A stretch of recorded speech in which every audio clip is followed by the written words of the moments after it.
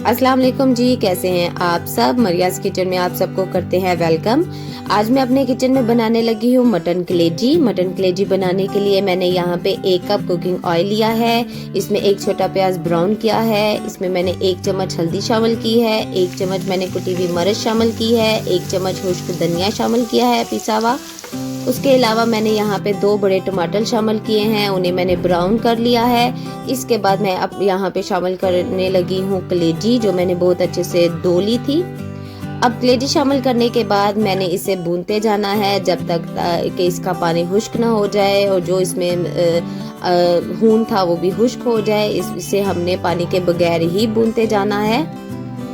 ये इतनी ही मज़ेदार बनती है, हमारे घर में बहुत पसंद की जाती है। इसे भूनते जाना है आप लोगों ने। देखें इसका कितना खूबसूरत कलर निकल आया है। इसके बाद मैं इसमें शामिल करूंगी कुटी हुई सब्ज़ मिर्चें। सब्ज़ मिर्चें शामिल करने के बाद मैंने इसे तकरीबन 1 मिनट भूनना है। भूनने के बाद मैं अब लास्ट में इसमें शामिल करूंगी नमक। आपने नमक पहले शामिल नहीं करना, क्योंकि अगर हम पहले नमक शामिल कर देते हैं तो आपकी जो कलेजी है वो सहत रहती है। नमक हमने जो है वो बिल्कुल लास्ट में शामिल करना है। इसके बाद नमक शामिल करने के बाद आपने इसे मज़ीद भूनना है ताकि जो नमक है वो अच्छे से मिक्स हो जाए।